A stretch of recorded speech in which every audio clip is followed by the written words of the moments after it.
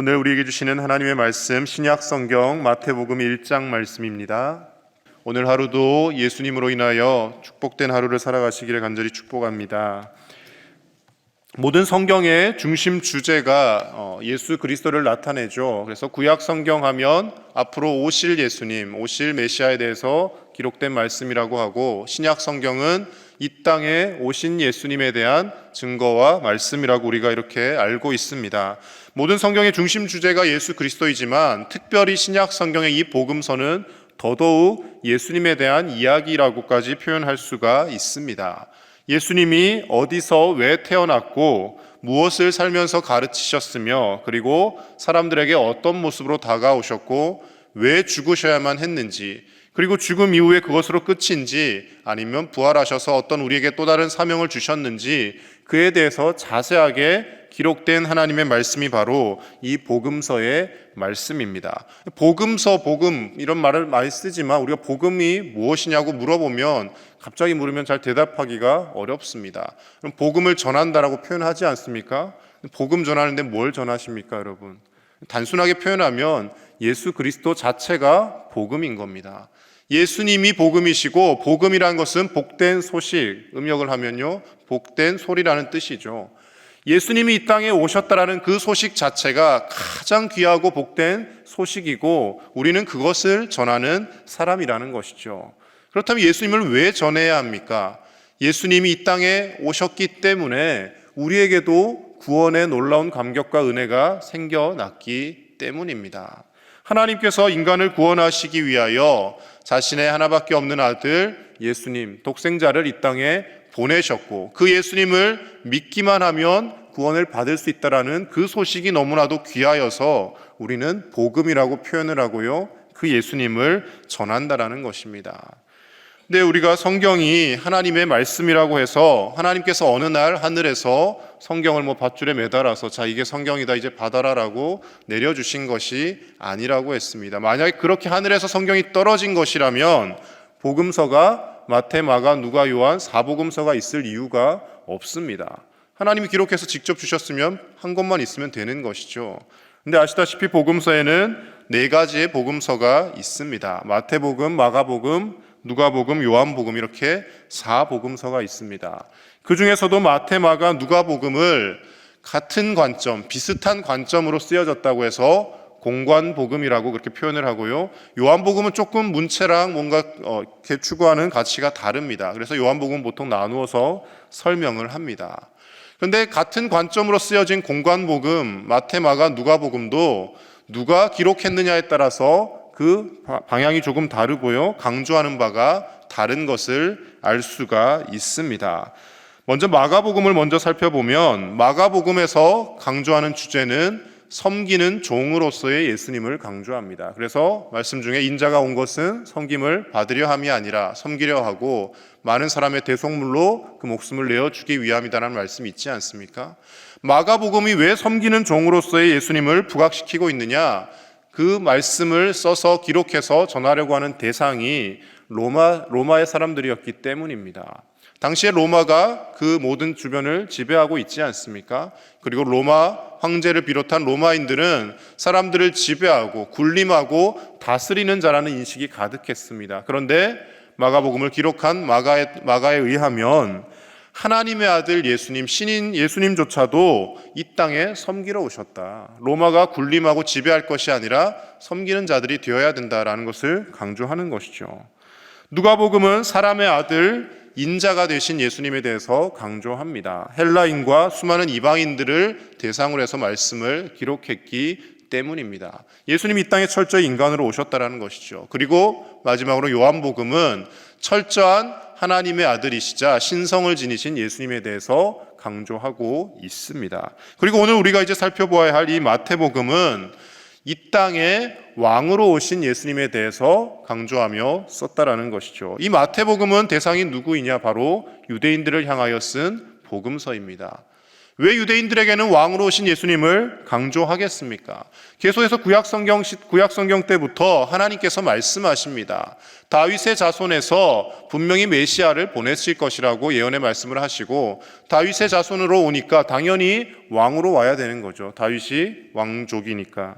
그래서 이 땅에 왕으로 오신 예수님에 대해서 이 마태복음은 기록을 하고 있고, 유대인들에게 그렇게 접근을 해야지만이 이 복음이 들려지기 때문입니다. 어느 날 뜬금없이 갑자기 누가 태어났는데 이분이 하나님의 아들이고 구원자다 그러면 유대인들의 사고에서는 그것을 받아들일 수가 없는 것이라는 것이죠.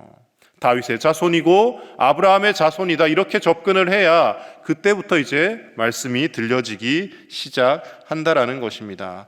오늘 마태복음 1장의 첫 번째 개관적인 말씀인데요, 이 예수님의 태어나는 탄생 장면을 기록한 말씀을 통하여서 대체 예수님의 탄생이 우리에게 주는 의미가 무엇인지 우리 말씀 속에서 찾아보도록 하겠습니다. 먼저 첫 번째로, 예수님은 앞서 말씀드린 바와 같이 이 땅에 참된 왕으로 오셨음을 말씀이 증거하고 있습니다.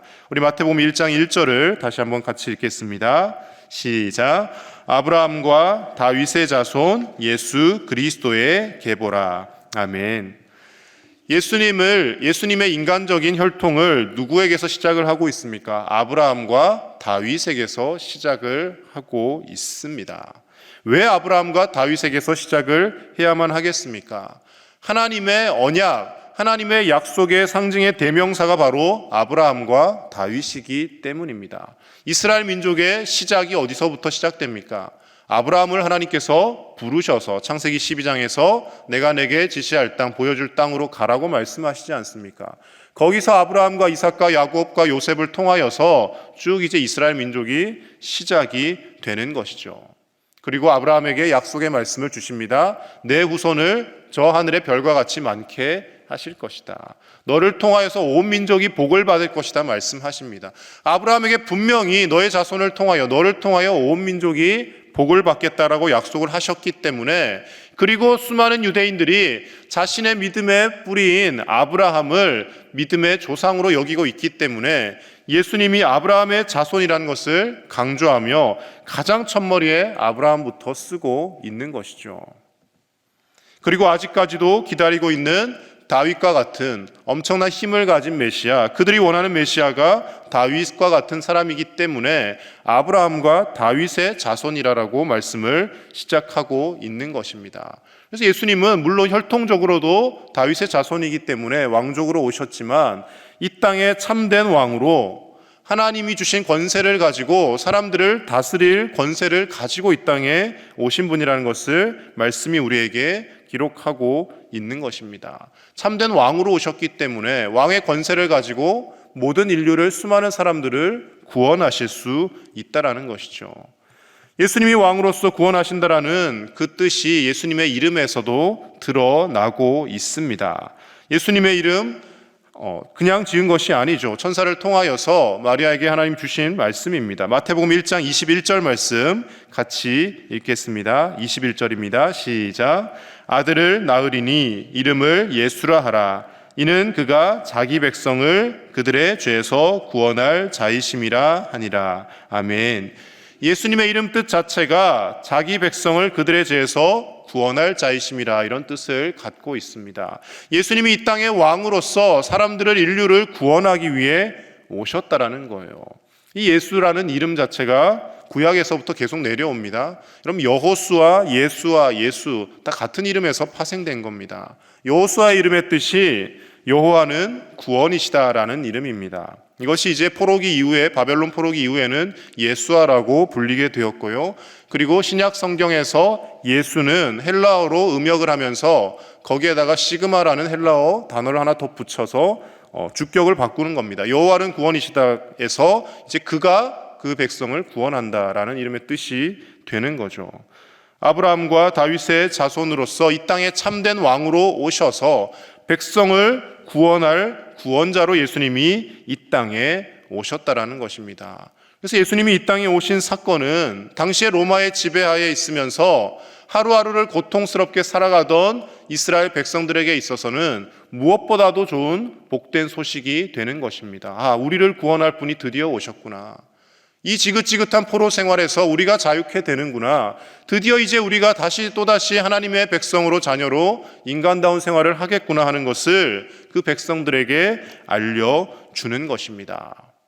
그리고 지금 오늘을 살아가는 우리에게는 한 가지 더 중요한 의미가 있습니다. 예수님은 당시에 2000여 년 전에만 유대인들의 왕으로만 오신 것이 아니라 우리에게도 왕으로 오셨다라는 겁니다. 왕으로 오셨다라는 것은 어떤 의미가 있습니까? 왕의 말씀에 철저히 우리가 순종해야 된다라는 것이죠.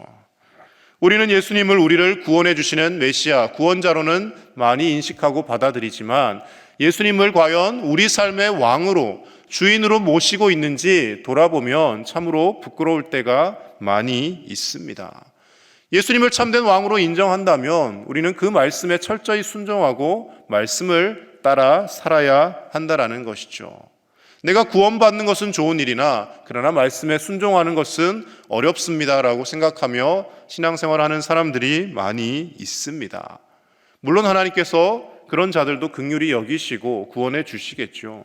그러나 참된 믿음의 사람이라면 예수님으로 인하여 내가 구원받았기 때문에 예수님을 왕으로 모시고 그 예수님의 말씀에 철저히 순종하며 결단하고자 하는 자세가 저와 여러분들에게 있어야 할 줄로 믿습니다. 오늘 하루도 우리의 왕 대신, 왕으로 이 땅에 오신 그 예수님의 말씀에 귀 기울이며 예수님께서 보여주시고 몸소 행동으로 가르쳐 주셨던 그 말씀을 우리가 실천하며 살아갈 수 있기를 주님의 이름으로 간절히 축복합니다. 두 번째로 예수님은 죄인을 구원하러 이 땅에 오셨습니다. 예수님의 족보 가운데 특이한 사항이 몇 가지 있습니다. 우리 3절에서 6절까지 조금 길지만 같이 다시 읽어보겠습니다. 3절에서 6절입니다.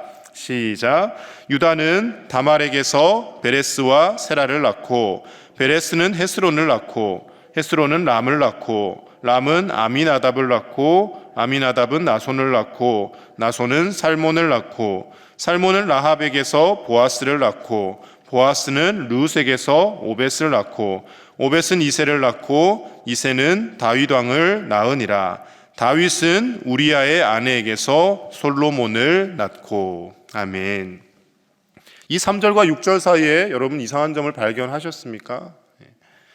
여러분 집에 지금은 이제 족보를 가지고 있는 집이 잘 없지만 얼마 전까지만 제가 어릴 때만 해도요 족보 이런 거 뿌리 이런 거 많이 따졌습니다. 그래서 우리 가문에 위대한 인물 누가 있다 이런 거 다 내세우고 하잖아요. 그래서 저도 보니까 윤씨 가문에 시조가 고려시대 여진족 토벌하고 동북 고성을 쌓았던 윤관 장군 거기서부터 이렇게 내려오더라고요. 다 자기의 족보의 이름을 기록할 때 무엇을 기록하려고 합니까? 만약 거기에다가 대역죄인이나 어떤 이런 사람이 있으면 넣겠습니까? 절대 넣지 않습니다. 왕을 집어넣거나 훌륭한 정치인을 넣거나 이름 있는 명망 있는 사람을 집어넣지 그 족보에다가 부끄러운 과거사를 기록할 사람은 없다라는 것이죠.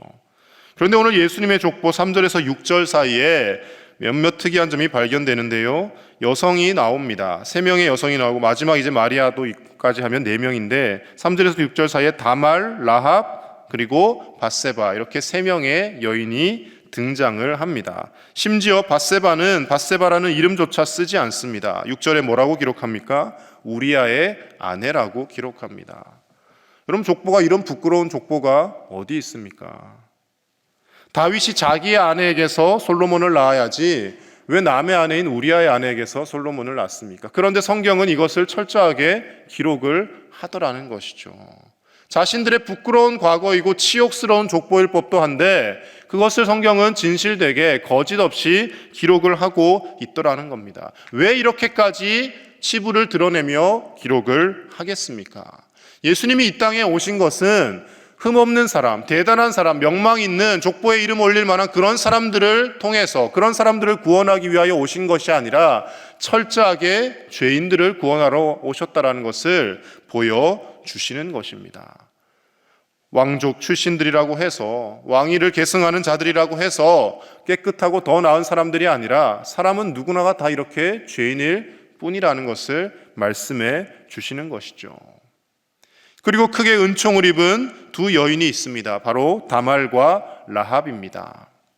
다말은 어떤 여인입니까?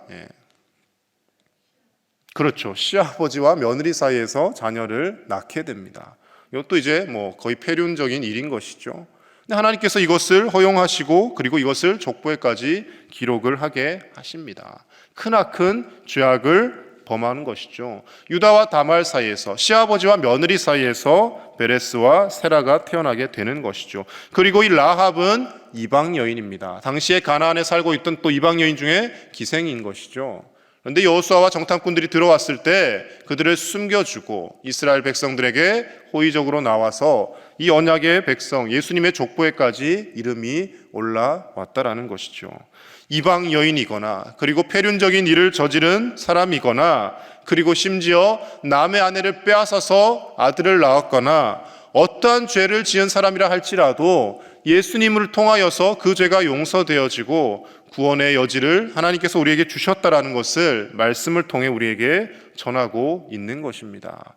이 말씀을 읽을 때면 우리에게 너무나도 큰 위로가 됩니다. 저와 여러분들의 삶도 돌이켜보면 그다지 깨끗하지 못함을 알 수가 있습니다. 우리 마음속에 늘 죄악이 넘쳐나고요. 어떨 때는 심지어 숨쉬고 살아가는 것 자체가 죄이구나라는 것을 느낄 때도 있습니다. 그럼에도 불구하고 우리가 구원받은 하나님의 자녀라는 것을 확신할 수 있는 것은 예수님은 이런 죄인들을 구원하러 이 땅에 오셨다라는 것을 복음서의 가장 첫머리의 족보를 통하여서 우리에게 드러내고 있다라는 것입니다.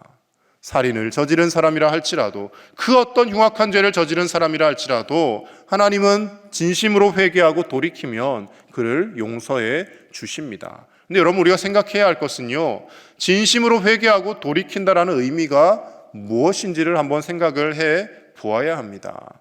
히브리어로 회개한다라는 뜻의 그 단어를 살펴보면 다시금 방향을 돌이킨다는 의미가 있습니다. 화살이 이쪽으로 오른쪽으로 날아가다가 이 화살이 반대 방향으로 날아간다는 것을 뜻하는 것이죠.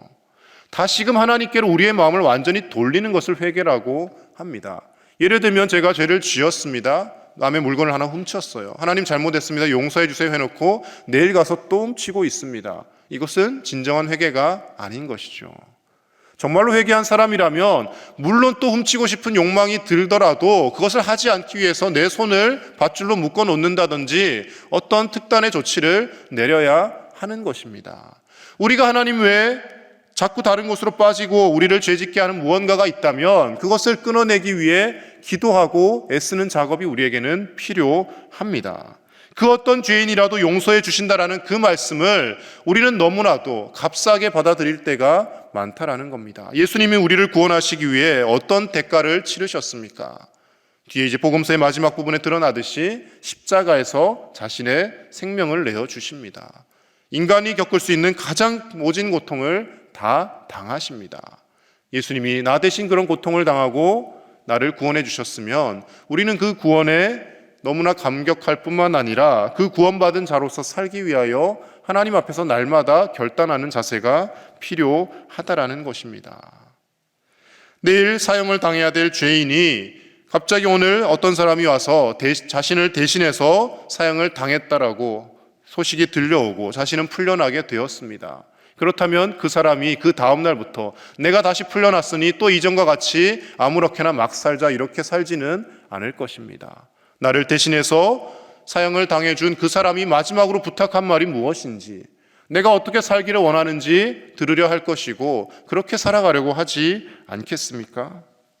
예수님이 이 땅에 오셔서 우리와 같은 죄인을 구원해 주신 것이 너무나도 크고 놀랍고 은혜로운 소식이어서 우리는 그 구원의 은혜에 감격하여 오늘 하루도 하나님의 말씀을 이루어가며 지키며 살아가야 할 줄로 믿습니다. 마지막 세 번째로 예수님의 탄생은 하나님이 우리와 함께 하심을 나타내고 있습니다. 우리 23절 말씀 함께 읽습니다. 시작. 보라, 처녀가 잉태하여 아들을 낳을 것이요 그의 이름은 임마누엘이라 하리라 하셨으니 이를 번역한즉 하나님이 우리와 함께 계시다 함이라. 아멘.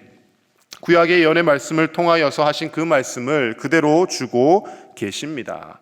예수님의 또 다른 이름 바로 임마누엘이 있다라는 것이죠. 하나님께서 우리와 함께 하신다. 왜 이 말씀을 주셨겠습니까? 구약시대로부터 이스라엘 백성들 자신들은 선민이고 하나님의 선택받은 백성이라 생각을 했지만 여러 번의 포로 생활을 하며 아수르에 의해서 북이스라엘이 망하고 바벨론에 의해서 유다도 포로로 끌려가고 또다시 페르시아의 속국이 되고 그리고 헬라와 로마에 이르기까지 계속해서 이 궁핍한 생활을 하며 이제 하나님이 우리와 더 이상 함께 하시지 않는구나라고 그들이 생각했다라는 것이죠.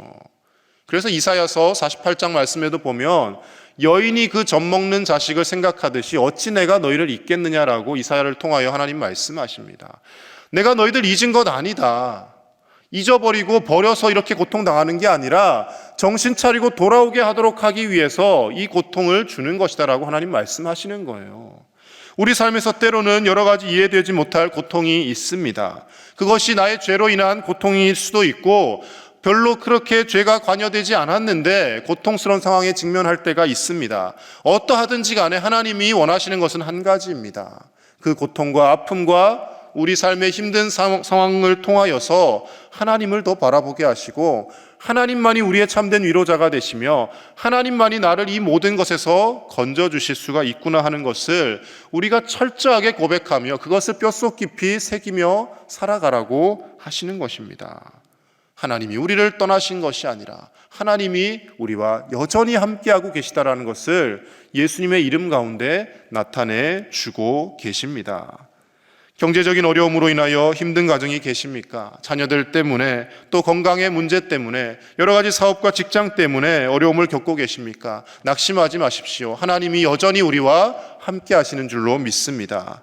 예수 그리스도를 이 땅에 보내주셔서 그 하나님께서 지금도 우리와 함께 하시고 우리를 지키고 계시며 우리를 위로하고 계시고 눈물을 흘릴 때 우리의 눈물을 닦아주고 계신 줄로 믿습니다. 오늘도 그 하나님을 찾으시고 우리 삶에 그 어떤 문제가 있다 할지라도 하나님 앞에 내어놓고 우리를 구원하기 위하여 독생자도 아끼지 아니하시고 내어주신 그 하나님께서 그 아들과 함께 모든 것을 은사로 주시지 않겠느냐라는 로마서의 그 말씀처럼 하나님이 우리에게 가장 좋은 것을 예비하고 반드시 주실 것이라는 믿음으로 오늘도 어떠한 상황도 믿음으로 승리하며 이겨내는 저와 여러분들의 복된 삶이 되시기를 간절히 축복합니다.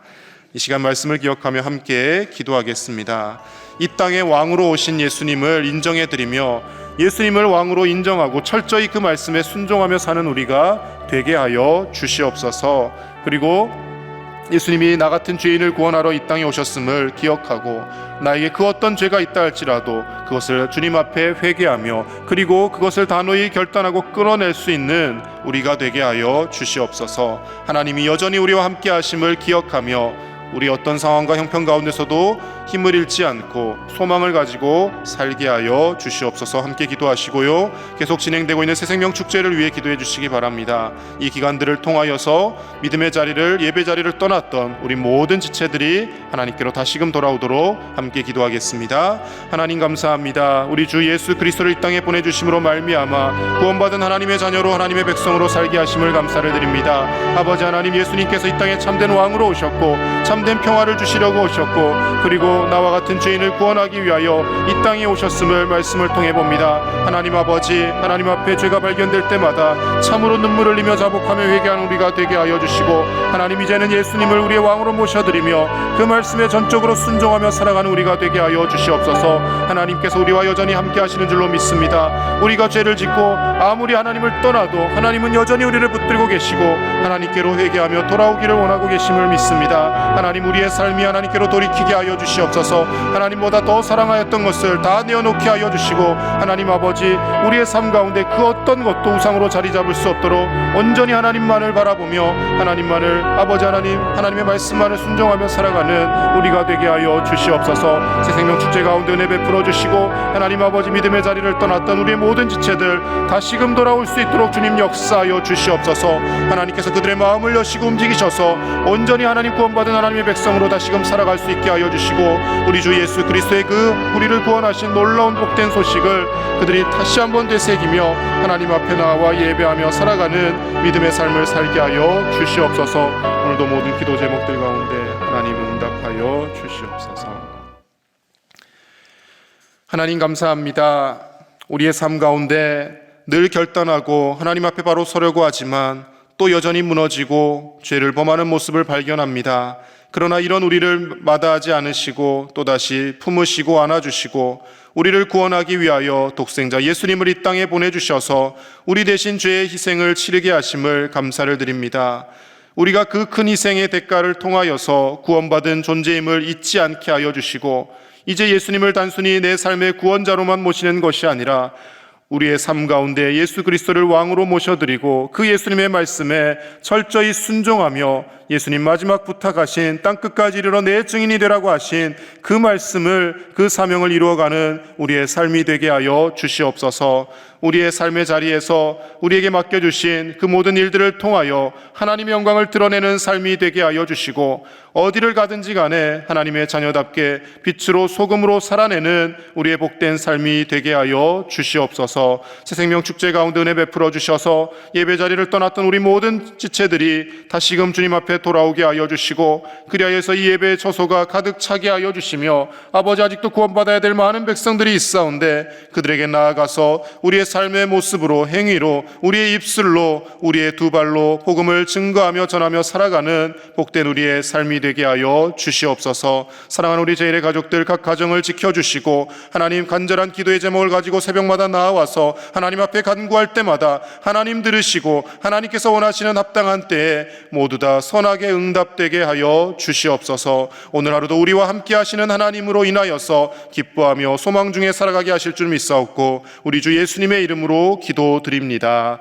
아멘.